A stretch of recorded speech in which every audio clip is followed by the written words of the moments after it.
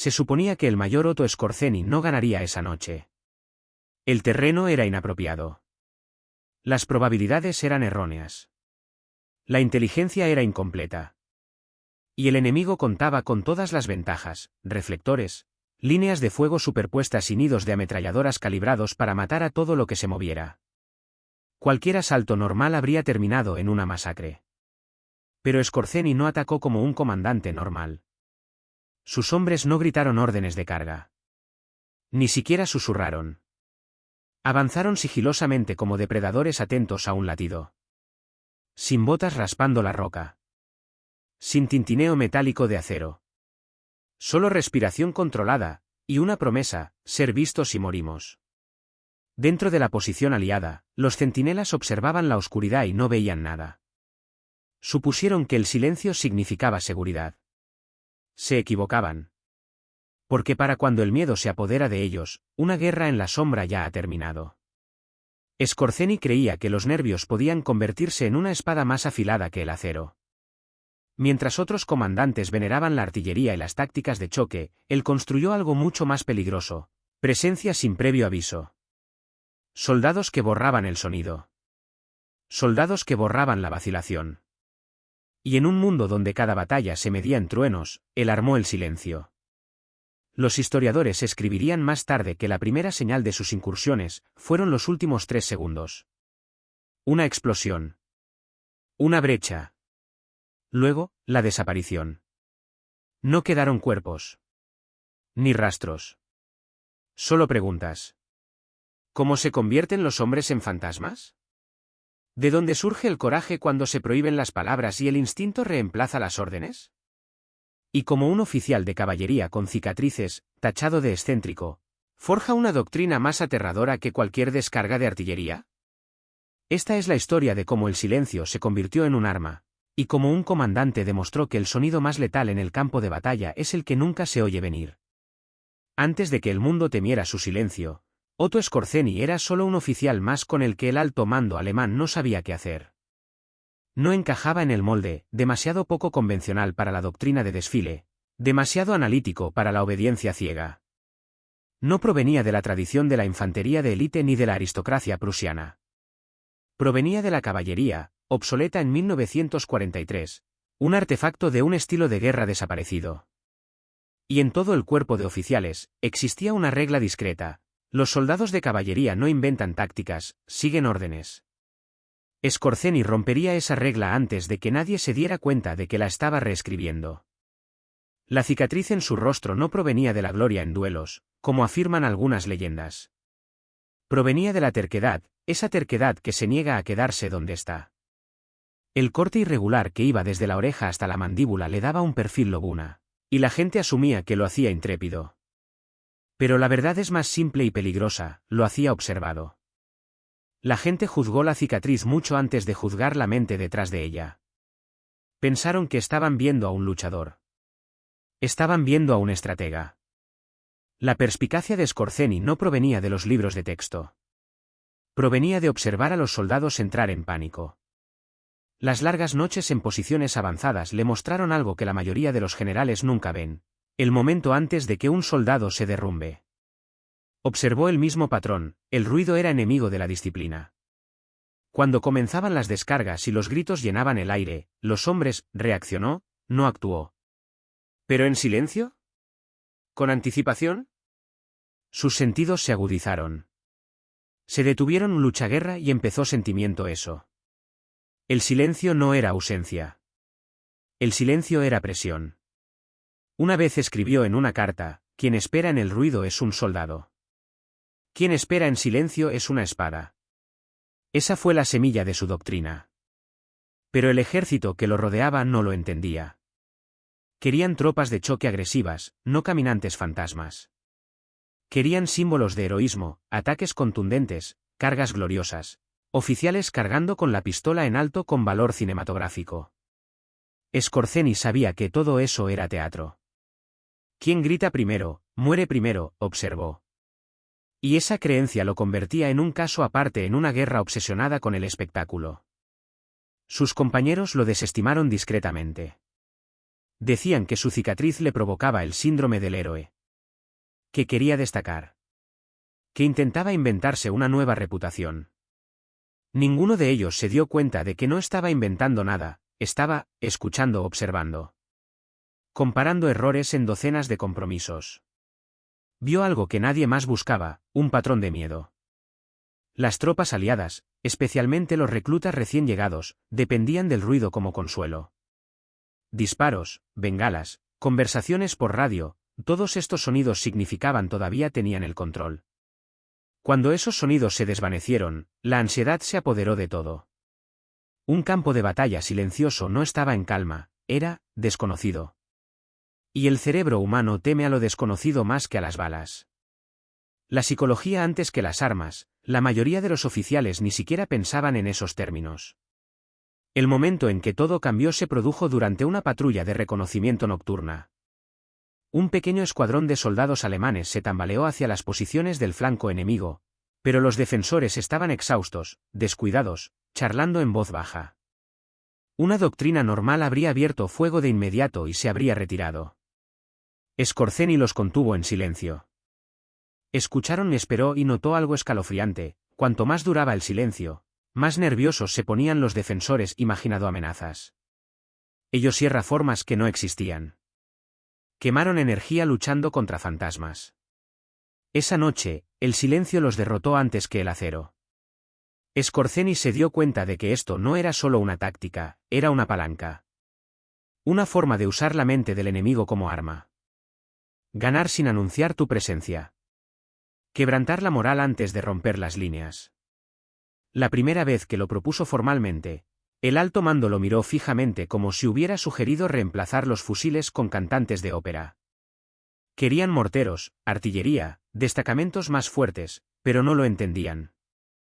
Choque sin advertencia es el doble de letal que una señal de choque emitida con antelación. ¿Quieren entrenar a los hombres para que no disparen?, se burló un coronel.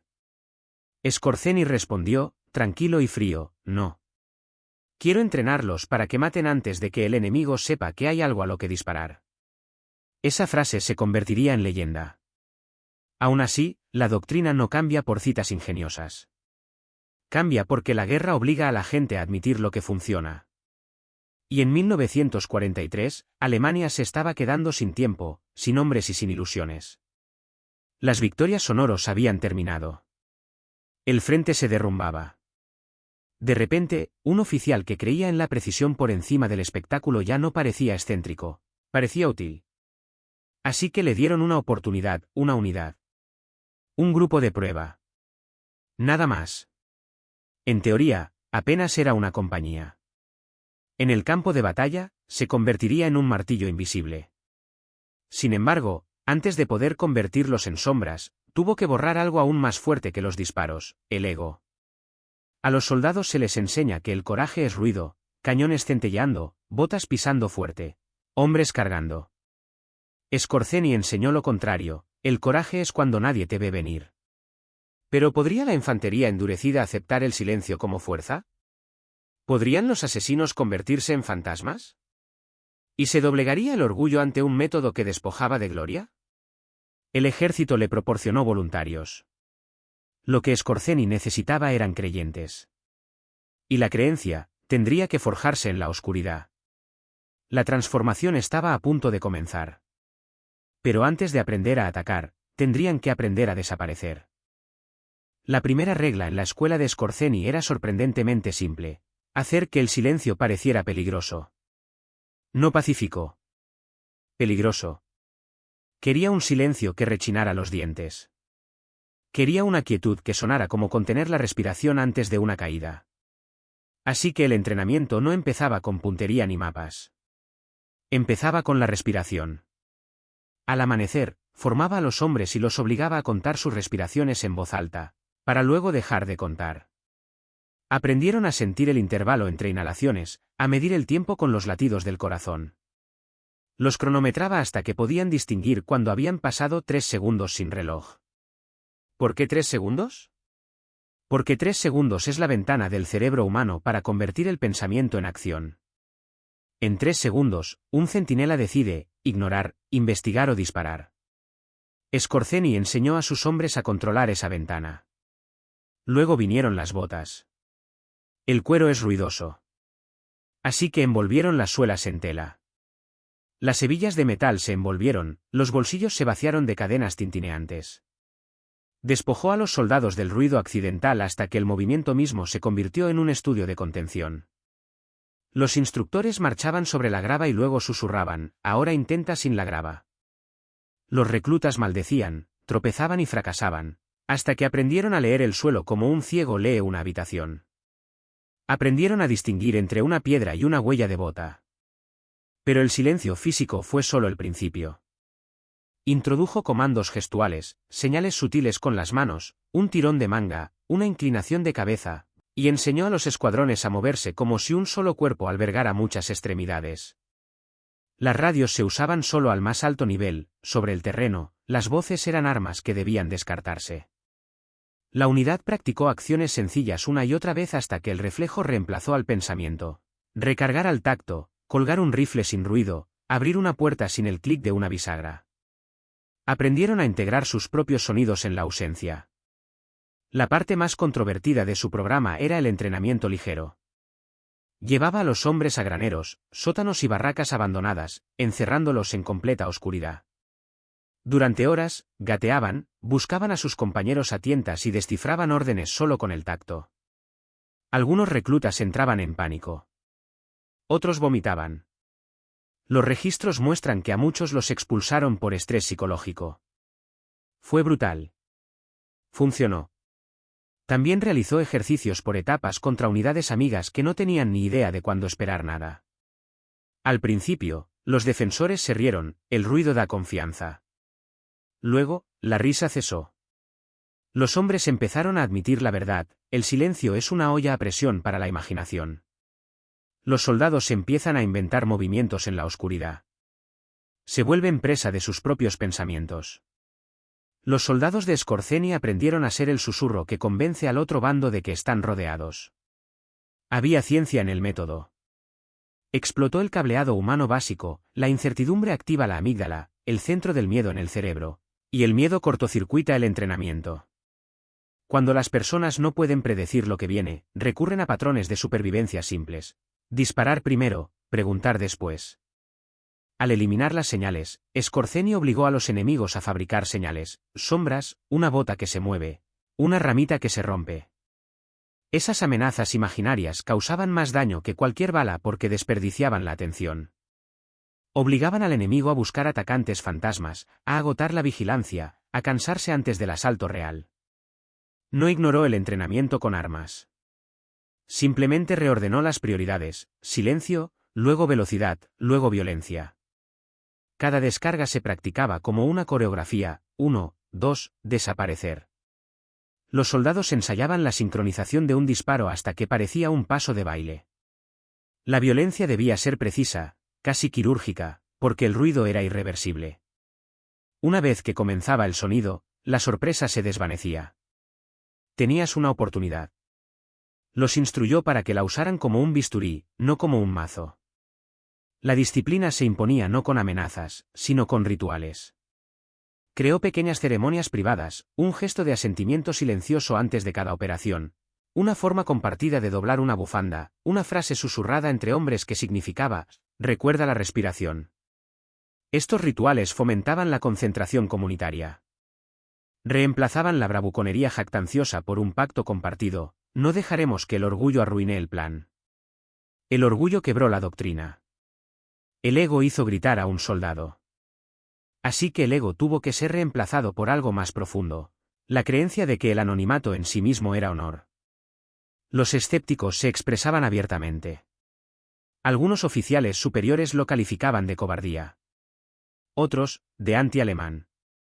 Pero los hombres que sirvieron a las órdenes de Scorzeni, a menudo voluntarios que habían experimentado el caos en el frente, empezaron a preferir el método. Reportaban una extraña calma en la oscuridad, un estado casi meditativo donde todos los sentidos se sentían magnificados. Las noches que antes parecían interminables se convertían en cuchillos. Las pequeñas decisiones se tomaban con mayor rapidez. Los errores se reducían. Probó el método bajo presión. En una serie de simulacros de incursiones nocturnas, su unidad atravesó a centinelas que los doblaban en número, desapareció antes de que llegaran los refuerzos y dejó a los defensores preguntándose si habían sido atacados.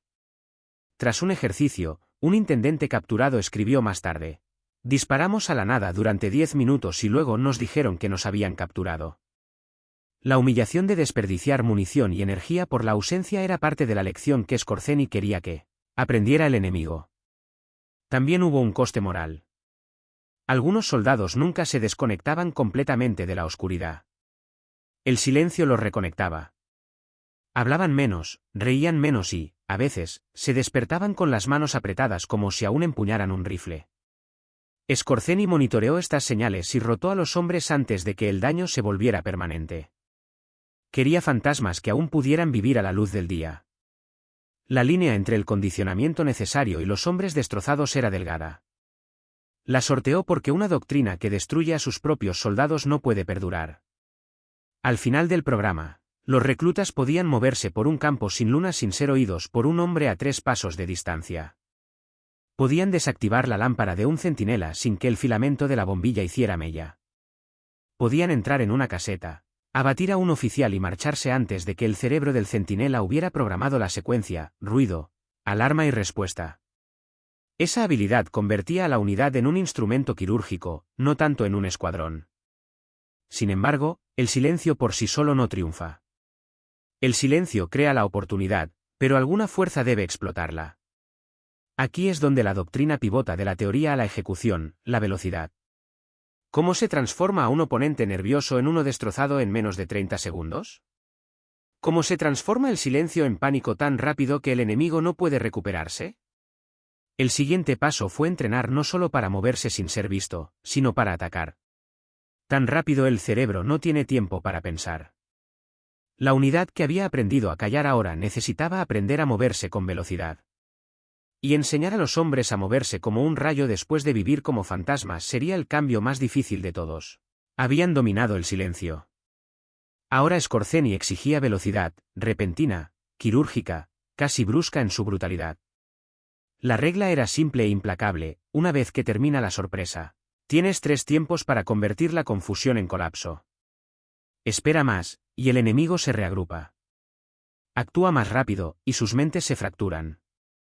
Ese ritmo, 3 tiempos, se convirtió en doctrina. No era místico. Era neurológico. 3 segundos de vacilación aturdida, luego pánico. 3 más, y las órdenes se disuelven. Skorzeny instruyó a sus hombres para que vivieran dentro de ese ritmo.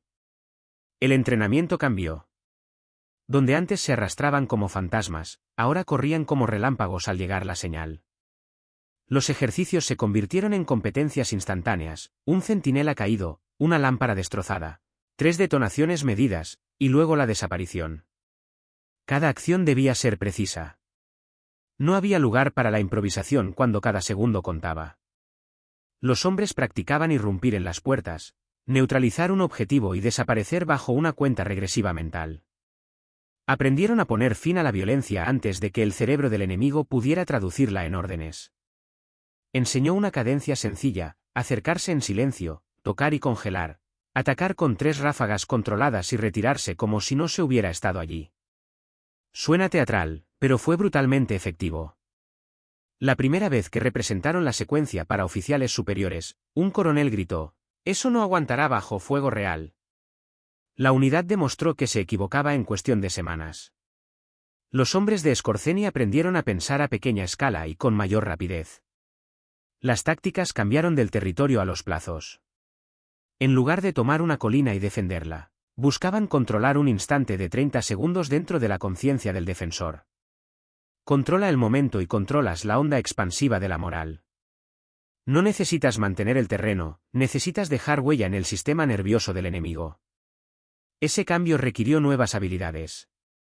Las técnicas cuerpo a cuerpo se adaptaron para lograr silencio y velocidad, movimientos cortos y letales que minimizaban la resistencia. Las detonaciones debían sincronizarse para que sonaran como un solo evento, no como una descarga caótica. Las rutas de escape se memorizaban con el sonido de las hojas y el aroma del humo.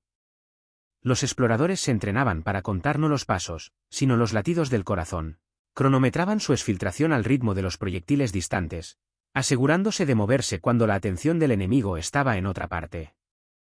Scorzeni también utilizó la confusión como arma. Enseñó a sus hombres a crear micromomentos de ambigüedad, una bota caída deliberadamente, un grito ahogado en dirección contraria, hojas dispersas que sugerían movimiento donde no lo había. Estos señuelos eran baratos. No costaban nada más que una ramita y un plan. Pero su efecto era incalculable, guardias mirando hacia el lado equivocado, alarmas que sonaban tarde, refuerzos avanzando por pasillos en la dirección equivocada. La confusión multiplicaba el impacto de un ataque corto y violento. Una noche, un escuadrón irrumpió en una granja que se creía bien custodiada. Se movieron sigilosamente, se deslizaron por la parte trasera y atacaron la cocina con una descarga de 3 segundos. Los hombres del segundo piso, al oír el ruido, corrieron hacia las escaleras, justo por el camino que los atacantes ya habían desalojado. En menos de un minuto, la granja quedó vacía de defensores, no porque estuvieran en inferioridad numérica, sino porque estaban convencidos de que la casa estaba rodeada. El escuadrón se marchó antes del amanecer. Los defensores no se dieron cuenta de que la casa había sido tomada hasta los informes matutinos. La velocidad también requería logística. Se optimizaron las cargas de munición, cada bala se contabilizaba y cada onza extra se transportaba solo si servía para el plan de 3 tiempos. Las armas se ajustaron para minimizar el fogonazo y la detonación. Las herramientas de trinchera se aligeraron o se retiraron. La visión nocturna era inexistente, así que los hombres entrenaron sus ojos para usar la luz de la luna y las sombras como aliados. Aprendieron a confiar en la visión periférica. Aprendieron a moverse como una corriente bajo el hielo. Hubo fallos. El más dramático se produjo durante una incursión donde una retaguardia cometió un error de conteo. Un solo paso en falso, una ráfaga retardada, permitió a un centinela dar la voz de alarma.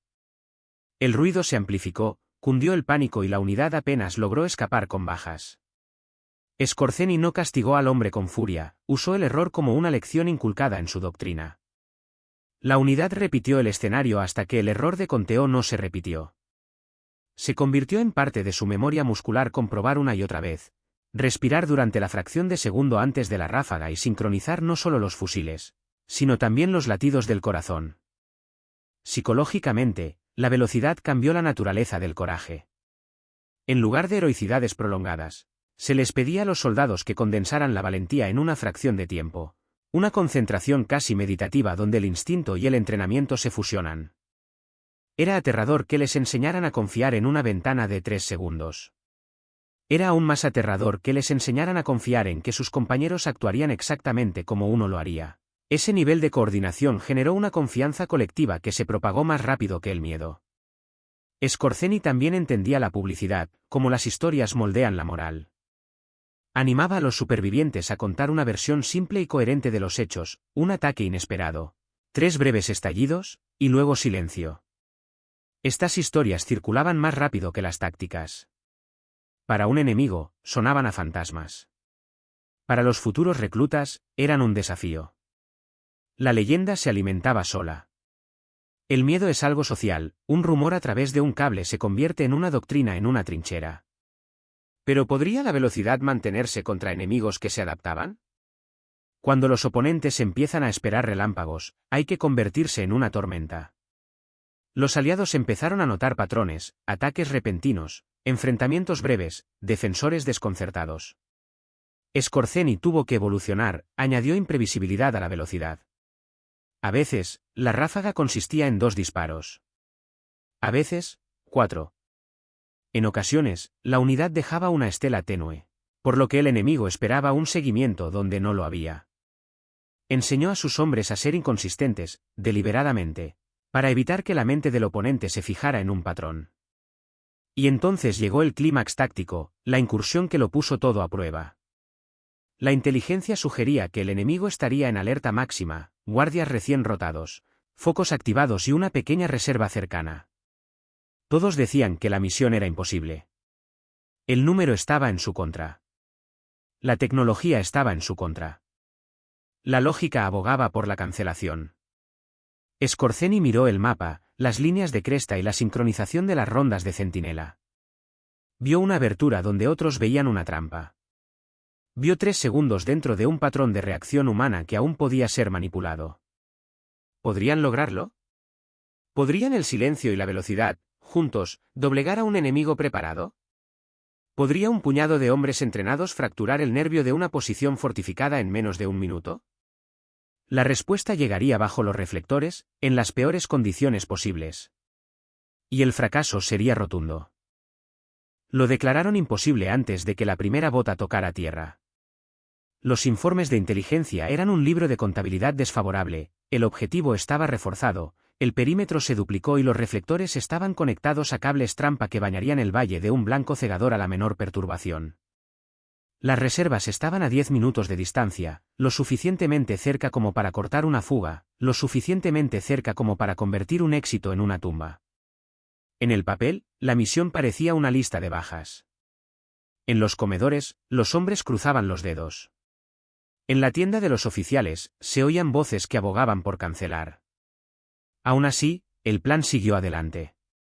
Esa noche, la unidad contaba con menos de 60. Contra ellos, los registros posteriores reconstruyeron al menos 180 defensores en rotación, 3-1, frescos y alertas. Los hombres avanzaron bajo una luna que se ocultaba tras una fina nube, un techo de sombras perfecto para lo que no quiere ser visto.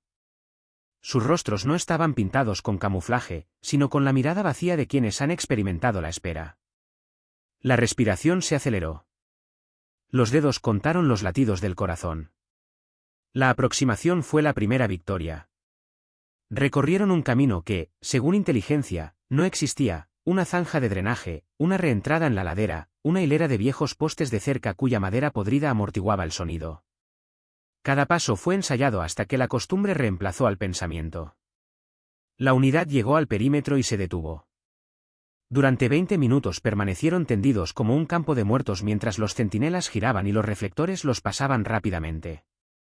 El silencio volvió a ser un arma, la confianza de los defensores se anquilosó en la rutina.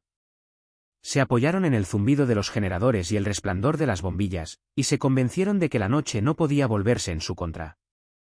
Entonces empezó lo más difícil. Los reflectores no solo funcionaban con temporizadores, estaban protegidos, cables trampa conectados a una red.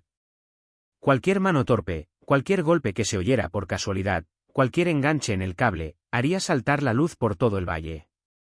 Los ingenieros habían custodiado las luces con orgullo. Los registros muestran que los cables trampa estaban tendidos con cuidado, doblados en algunos puntos y conectados a interruptores manuales y automáticos. La mayoría de los estrategas habrían dicho que eso era el fin. El plan de Scorzeni no era cortar la electricidad al por mayor. Era quirúrgico, eliminar la señal, no la fuente. Se acercaron a una caja de conexiones detrás de la tercera luz, donde se unían los cables y los electricistas habían dejado espacio para el acceso manual. Un equipo se acercó sigilosamente para vigilar la caja mientras otro preparaba una distracción a 100 metros, 2 hombres dejando un rastro de pisadas, un rastro fuera de lugar, suficiente para llamar la atención. La distracción funcionó, un reflector giró, una linterna examinó el terreno y la atención de los defensores se centró en una nueva pista. En ese lapso de 3 segundos, los hombres del cruce se movieron. No cortaron cables. Al cortar, se arriesgan a chispas. Las chispas significan detección. En cambio, trabajaron como cirujanos, aflojando abrazaderas, deslizando un pequeño bucle de cable aislado y puenteando el interruptor para que la luz se apagara con gracia, como si se hubiera quemado. Un hombre se tapó la mano con un trapo para sujetar los dedos. Otro respiró hondo y contó el breve silencio entre los tic-tac del motor. Los registros confirmaron posteriormente el gesto, reemplazaron el ruido con un clic mecánico, apenas audible, que imitaba un fusible desgastado. El foco se atenuó y luego se apagó, como si la muerte se lo hubiera llevado sin luchar. Los defensores maldecían una y otra vez, creyendo que el destino o un equipo defectuoso les había fallado. No sabían que su seguridad les había sido robada en un susurro. En la casa tras las luces, un puesto de mando zumbaba con informes. Los oficiales debatían si encender bengalas. Un debate inoportuno llama la atención. Los hombres de Scorzeni habían ensayado el debate, sabían cuándo la palabra bengala saldría de sus labios, y programaron su ataque para que aterrizara con esa anticipación. La entrada fue un colapso del tiempo ordenado en el caos. 2 escuadrones entraron sigilosamente por la parte trasera, moviéndose como una sola sombra. Alguien golpeó una olla en la cocina para añadir la ilusión de un accidente torpe en el ala equivocada. Entonces, en 3 latidos coordinados, comenzó la violencia. Las lámparas de pared se rompieron como si fueran proyectiles, las culatas de los rifles rompieron cráneos con un chasquido suave y controlado, y los oficiales con mapas fueron derribados antes de que sus manos pudieran reposicionar una radio. Todo fue tan rápido como un latido y tan limpio como para no dejar rastro. Lo que hizo legendaria la incursión no fue solo el éxito, sino también la disciplina que la siguió. Cuando se dio la primera alarma, un solo grito de un centinela en el este, los hombres ya estaban a 3 calles de distancia, desapareciendo en el bosque. No se movían presas del pánico, sino en un círculo practicado, 1 minuto para luchar, 20 para desaparecer. Al amanecer, el complejo reportó bajas, confusión y una docena de prisioneros desaparecidos, pero no explicó la hora ni el lugar de su derrota. Los interrogadores aliados tardaron horas en comprender lo sucedido, los defensores no se habían convencido por nada en particular, sino por una cascada de pequeños eventos perfectamente sincronizados que implicaban un cerco.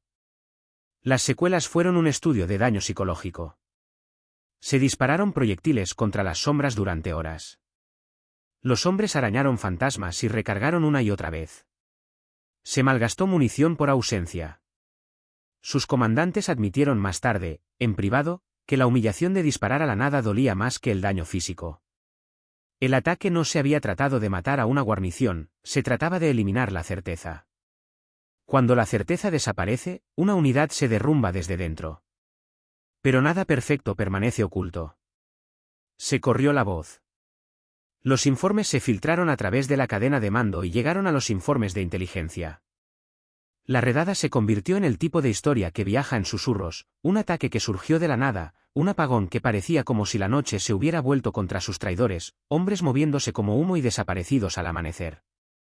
La reacción del enemigo cambió. Las patrullas se ampliaron. Los sistemas de cables trampa se reforzaron. Se duplicaron los equipos de reflectores. El mismo éxito que confirmó la doctrina también obligó al bando contrario a adaptarse. Scorzeni consideró esa adaptación como una prueba. ¿Resistiría el método al escrutinio?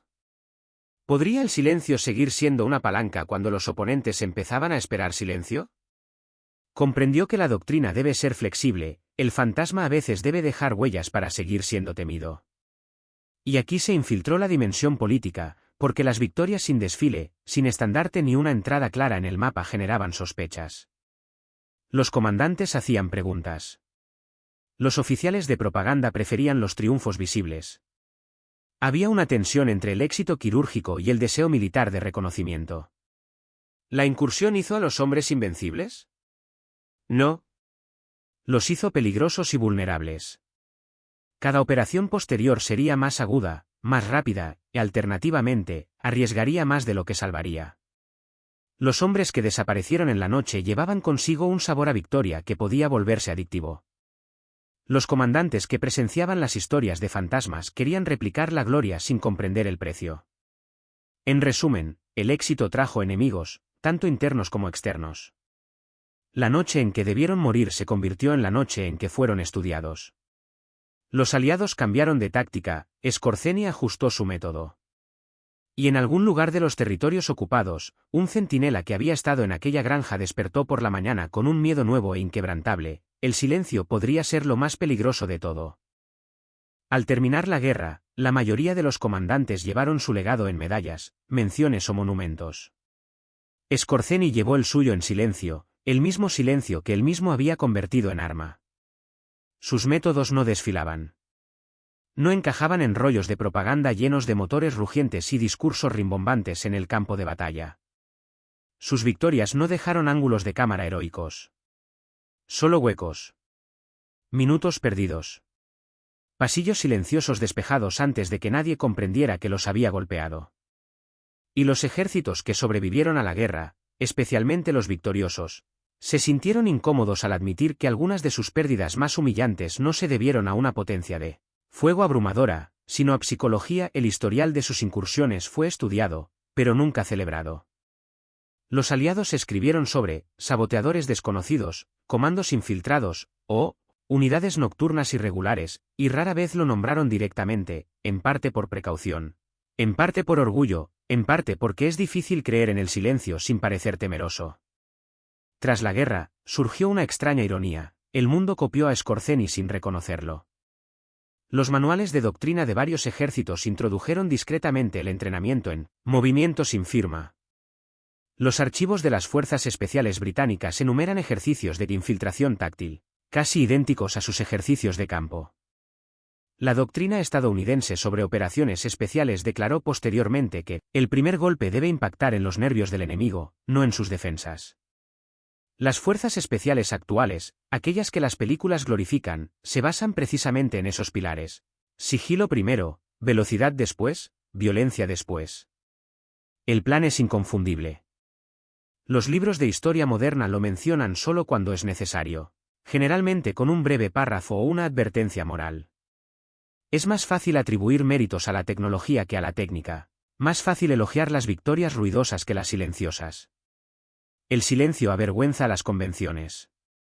Un soldado que gana sin espectáculo demuestra que gran parte de la tradición bélica es teatro, vestuario, ruido, ritual.